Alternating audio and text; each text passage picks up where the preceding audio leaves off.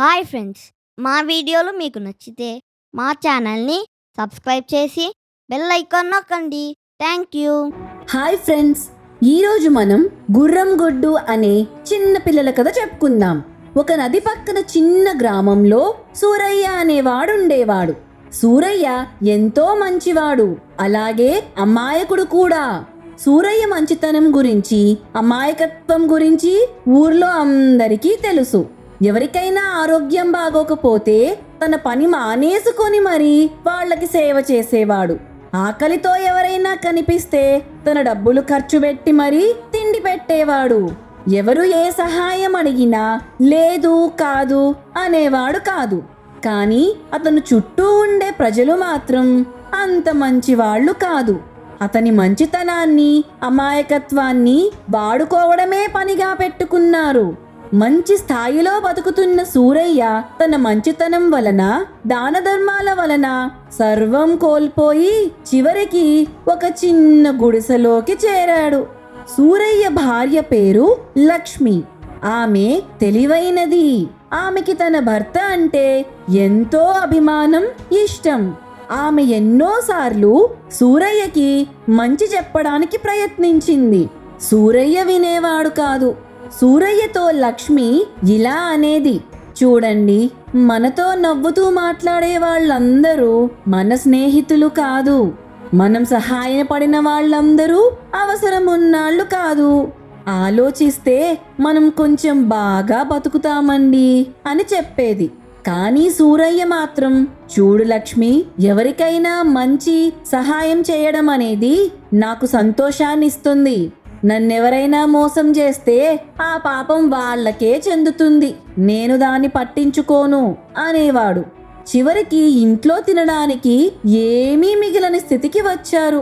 అప్పుడు లక్ష్మి, మన ఇంట్లో దాన ధర్మాలు చేయడానికి కాదు కదా, మనం తినడానికి కూడా రూపాయి లేదండి. ఇప్పుడు మనం అవసరంలో ఉన్నాం కాబట్టి మనకు ఎవరైనా సహాయం చేస్తున్నారేమో చూడండి. మన దగ్గర సహాయం పొందిన వారందరూ ఎక్కడ మనం సహాయం అడుగుతామో అని మొహం చాటేస్తున్నారు. సర్లే, ఎవరి పాపాన వాళ్ళని పోనిద్దాం. మీరు ఏదో ఒక పని చేయకపోతే ఇల్లు గడవడం కష్టం అంది. అందుకు సూరయ్య, దానిదేముందిలే, నా స్నేహితుడు భాస్కరం ఉన్నాడు గదా, అతని పొలంలో కూలి పనికి వెళ్తాను అని చెప్పి భాస్కరం దగ్గరకు వెళ్ళి, నాకు పొలంలో పని చేయడానికి కూలి పనివ్వా, ఇల్లు గడవడం కష్టంగా ఉందిరా అని అడిగాడు. అందుకు భాస్కరం, నీకు పనిస్తాను గాని పంట కోసిన తర్వాత కూలికి డబ్బుల కింద పంట పైభాగం కావాలా, కింద భాగం కావాలా, ఏదో ఒకటి చెప్పు అన్నాడు. సూరయ్య కొంచెం సేపు ఆలోచించి, పంటలో కింద భాగం నాకివ్వు, పై భాగం నువ్వు తీసుకో అన్నాడు. భాస్కరం వెంటనే సూరయ్యని వరి చేను కోయడానికి పెట్టాడు. ఉదయం నుంచి సాయంత్రం వరకు సూరయ్య వరి చేనంతా కోసి పక్కన వేశాడు.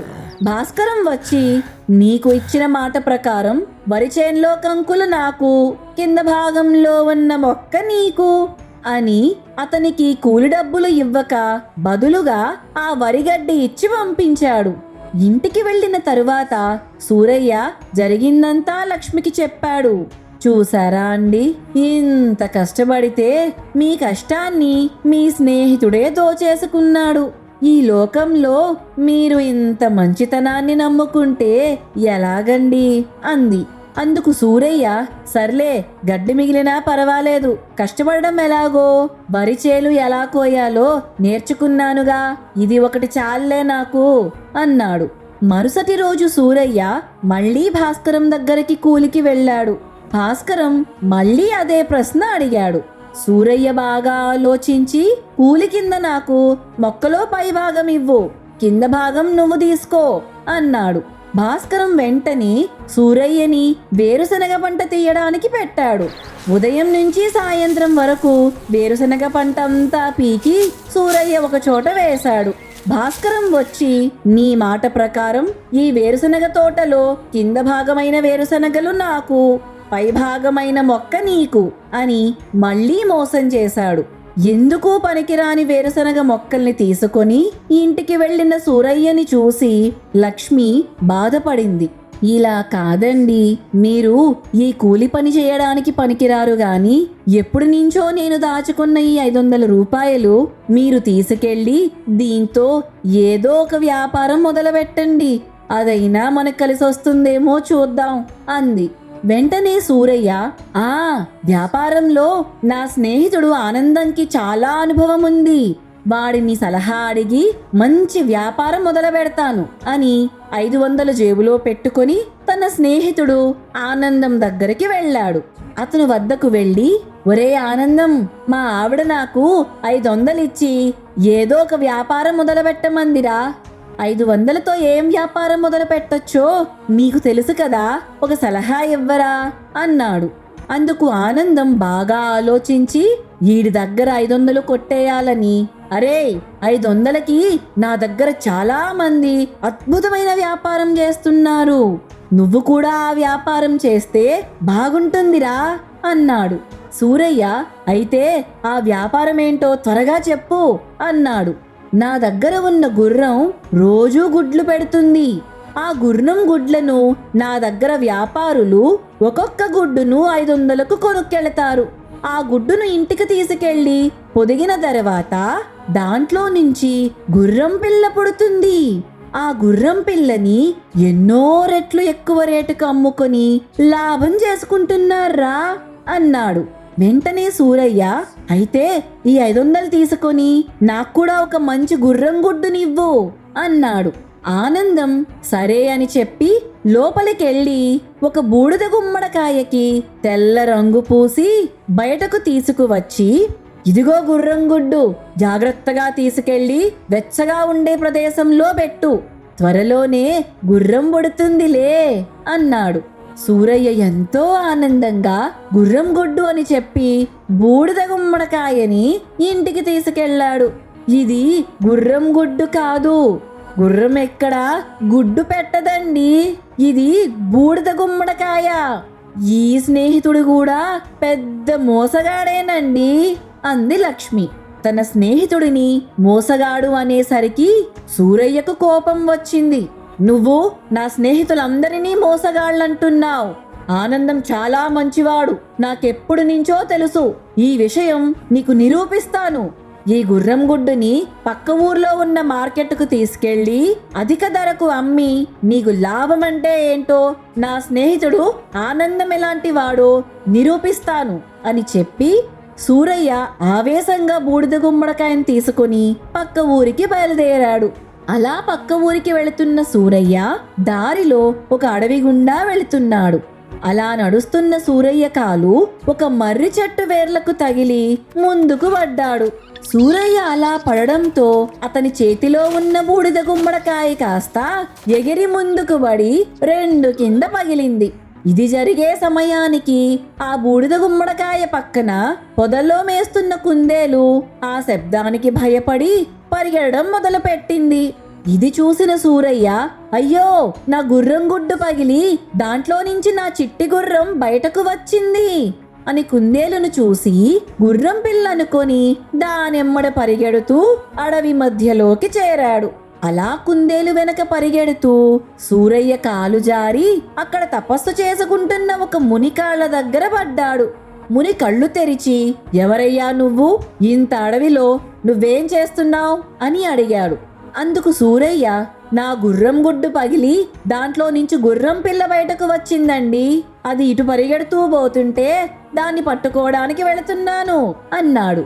గుర్రం గుడ్డు పగిలి గుర్రం వచ్చిందా అని ఆ ముని ఒక్క నిమిషం ఆలోచించాడు. జరిగిందంతా మునికి అర్థమైంది. ఆయన సూరయ్య తల మీద చెయ్యి పెట్టి, సూరయ్య, మంచితనం, అమాయకత్వం అనేవి ఇప్పుడు ప్రపంచంలో కనపడని గొప్ప అరుదైన విషయాలు. నీలో ఉన్న అమాయకత్వం, అందరికీ సహాయం చేయాలన్న మంచితనాన్ని గౌరవించి ఇదిగో నీకు బహుమానమిస్తున్నాను అని ఒక బంగారు నాణేల సంచినిచ్చి సూరయ్యతో ఇలా అన్నారు. సూరయ్య, నీ భార్య నువ్వు ఈ బంగారంతో సుఖ సంతోషాలతో జీవించండి. మంచితనం అనేది అవసరమే గాని అది పక్క వాళ్ళకి అలుసయ్యేటట్లు ఉండకూడదు.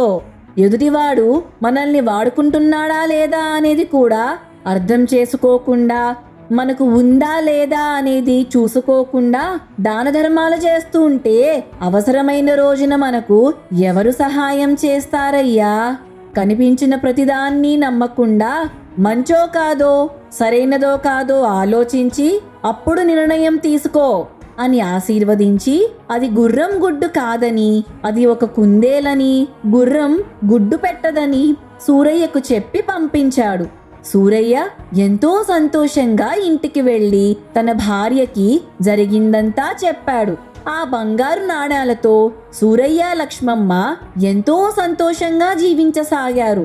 గుడ్డిగా ఎవరు పడితే వాళ్ళు చెప్పే మాటలు నమ్మక కనిపించిన ప్రతివాడికి సహాయం చేస్తూ మనం బతకడం ఎలా అనేది ఆలోచించకుండా బతకూడదని నిర్ణయించుకొని మంచితనాన్ని నిలబెట్టుకుంటూ సుఖ సంతోషాలతో జీవించసాగారు. ఈ కథను చూస్తే మంచితనం మంచిదే గాని ప్రతి మనిషిని నమ్మడం, వాళ్ళు చెప్పే మాట నిజమా కాదా అనే ఆలోచన విచక్షణ లేకుండా వాడు చెప్పాడంటే అది సరైనదే అయి ఉంటుందని గుడ్డిగా అందరినీ నమ్మకూడదని ఆలోచన శక్తిని వాడి ఎవరికి ఎంత విలువ ఇవ్వాలో, ఎవరిని ఎంత నమ్మాలో మనం అంచనా వేయగలిగి ఉండాలని ఈ కథ చెప్తుంది. ఇక్కడితో ఈ గుర్రం గుడ్డ కథ పూర్తయింది ఫ్రెండ్స్. మరో మంచి కథతో మళ్ళీ కలుద్దాం. అంతవరకు బాయ్ ఫ్రెండ్స్.